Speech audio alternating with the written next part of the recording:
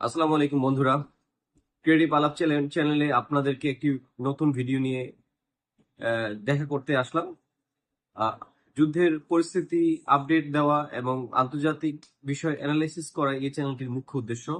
সেই সাথে সাথে আপনাদের সাথে নিয়ে একটি কমিউনিটি তৈরি করা, যারা আন্তর্জাতিক বিষয় সম্পর্কে খুব সচেতন, তাদের থেকে জানা এবং নিজেও কিছু কিছু বিষয় অন্য তথ্যবহুল কিছু তথ্য আপনাদের সাথে শেয়ার করার উদ্দেশ্যেই আমি এই চ্যানেলে যাত্রা শুরু করেছি। ধন্যবাদ বন্ধুরা, সাথে থাকার জন্য। এই পর্যন্ত আপনারা আছেন। আহ, আমার সাথে নিশ্চয়ই আরো দীর্ঘ পথ আমরা একসাথে চলবো আশা করছি। তো বন্ধুরা, আসলে president Donald Trump Chinese president Xi জিনপিংকে একটি চিঠি লিখেছেন। সেখানে তিনি বলেছেন যে চীন যেন ইরানকে কোনো ধরনের সামরিক সাহায্য সহযোগিতা না করে। ফিরতি চিঠিতে শি জিনপিং বলেছেন যে নিশ্চিতভাবেই আমরা সেই ধরনের কোনো কাজ করছি না, এবং সেটা নিয়ে তিনি প্রেসিডেন্ট ডোনাল্ড ট্রাম্প একটি তার ট্রুথ সোশ্যাল একটি পোস্ট করেছেন। সেখানে তিনি বলেছেন যে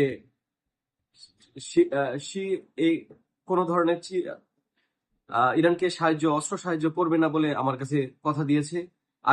তাই আমি বিগ ফ্যাট হাগ জানাচ্ছি প্রেসিডেন্ট শিকে, কারণ আমরা সপ্তাহ দুয়েকের পরেই আমরা আবার চীনে মিলিত হব। আমি হরমুজ প্রণালী চীনের জন্যই ওপেন করার চেষ্টা করছি। বাহ, ভালো বন্ধুত্ব।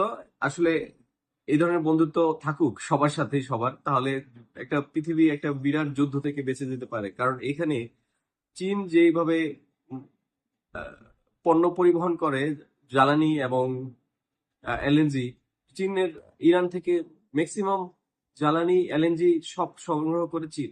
চীনের জন্য অন্যান্য অনেক দেশের তুলনায় হরমুজ প্রণালীর এই রুটটি সবচেয়ে বেশি জরুরি। কিন্তু প্রেসিডেন্ট ট্রাম্পের কথায় মনে হচ্ছে যে চীন প্রেসিডেন্ট ট্রাম্পের অনেক দিনের বন্ধু। পুরনো বন্ধুর জন্য তিনি যা খুশি তাই করতে পারেন। অনেক ভালো কিছু করার চেষ্টা করছেন, ডেস্ট্রয়ার বসিয়েছেন, অবরোধ দিয়েছেন, সবই বন্ধুর জন্য। যাই হোক, এটা যদি চীন আর যুক্তরাষ্ট্রের মধ্যে কোনো কথা হয়ে থাকে, এটা তো আমাদের পৃথিবীর জন্য ভালো। দুইটা পরাশক্তি যখন পরস্পরের সাথে হাত মিলিয়ে রাখে, তো খারাপ কি? আসলে ব্যাপারটা অন্দরমহলের খবর, কিন্তু এরকম কিনা সেটাও কিন্তু প্রশ্ন থেকেই যায়। এদিকে ইউটিউব কিন্তু ডোনাল্ড ট্রাম্পকে নিয়ে কিছু উম, মন্তব্য করার কারণে অনেক ইউটিউব চ্যানেলকে অফ করে দিয়েছে, ডাউন করে দিয়েছে। আমরা সেই ধরনের কিছুতে নাই, কারণ অ্যাকচুয়ালি আমরা যেটা করি, আমরা খবরটাকে বিশ্লেষণ করি এবং যে ধরনের খবরগুলো হয় সেটা জাস্ট শুভ তুলে ধরার চেষ্টা করি। এখানে আমাদের ব্যক্তিগত কোনো মতামতের বালাই নেই। তাই আমরা মনে করি যে আসলে কাউকে ব্যঙ্গ করা বা কারো বিরুদ্ধে কোনো বিরুদ্ধাচরণ করার জন্য আমরা আসলে আমাদের ইউটিউব করিনি।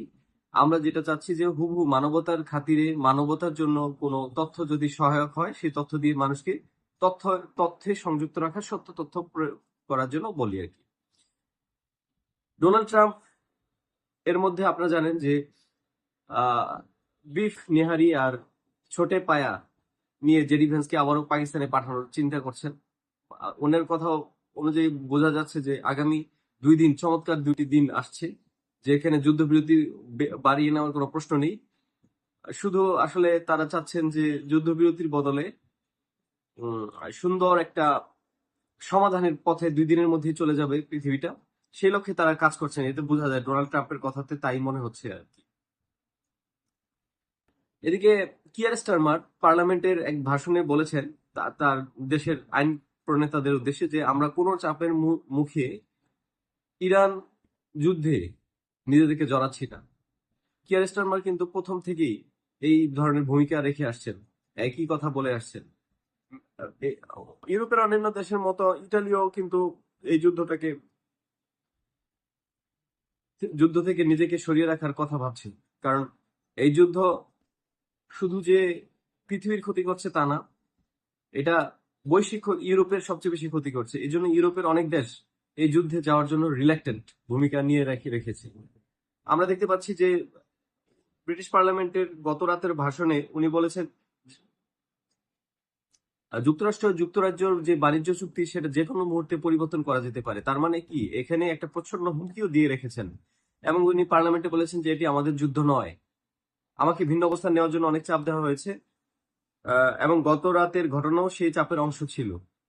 গত রাতে কোন একটা ঘটনা ঘটেছে যেটা আমরা জানি না, সেটার একটা চাপ।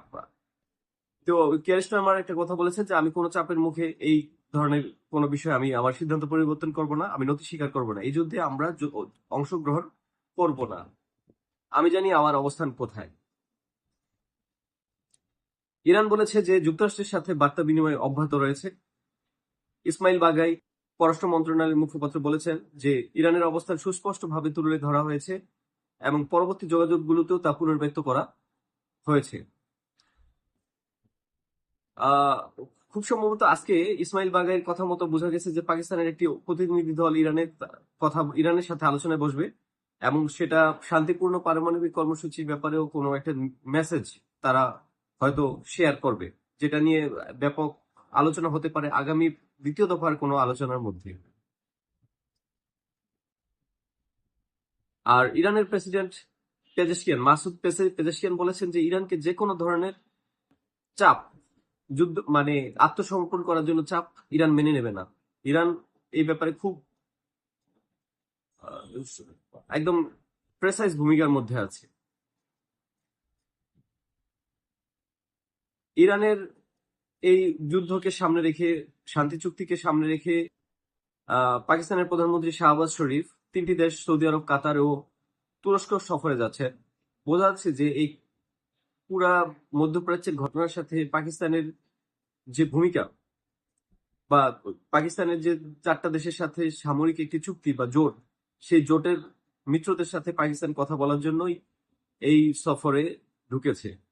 খুব সম্ভবত উনি সৌদি আরবের উম, নেতৃত্বের সাথে সাক্ষাতের পরে কাতারের পথে যাবেন। পাকিস্তানের প্রেসিডেন্ট আসিফ আলী জারদারি এক বিবৃতিতে বলেছেন এই সফর শান্তির প্রচেষ্টাকে আরো এগিয়ে নিতে সাহায্য করবে।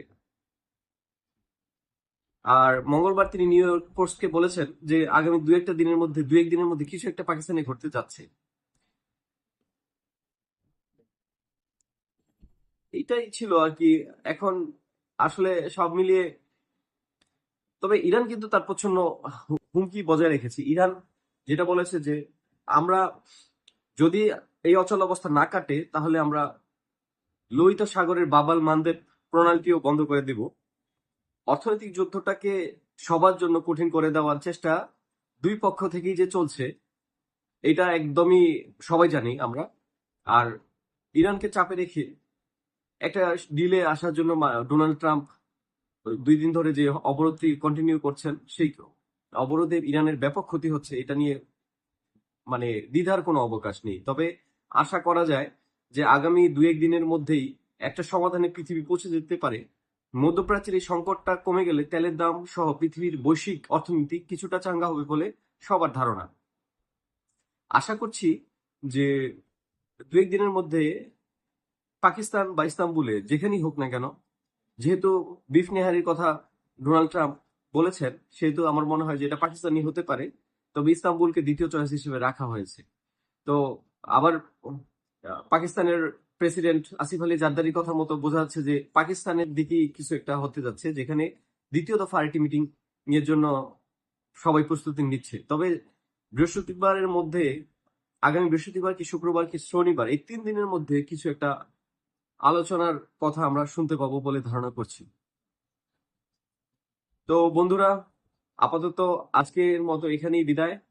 আবার নতুন ভিডিও নিয়ে আপনাদের সাথে আসবো। ভালো লাগলে লাইক কমেন্ট করবেন আর সাবস্ক্রাইব করে আমাকে এগিয়ে নিয়ে যাবেন, কারণ আপনাদের প্রেরণাই হবে আমার পথের জন্য সহজ একটি রাস্তা।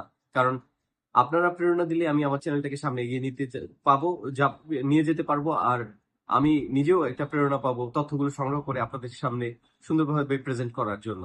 ধন্যবাদ আবারও। আসসালামু আলাইকুম। আগামী ভিডিও পর্যন্ত বিদায়। সে পর্যন্ত ভালো থাকবেন, নিরাপদ থাকবেন, পৃথিবীতে যুদ্ধ না হোক।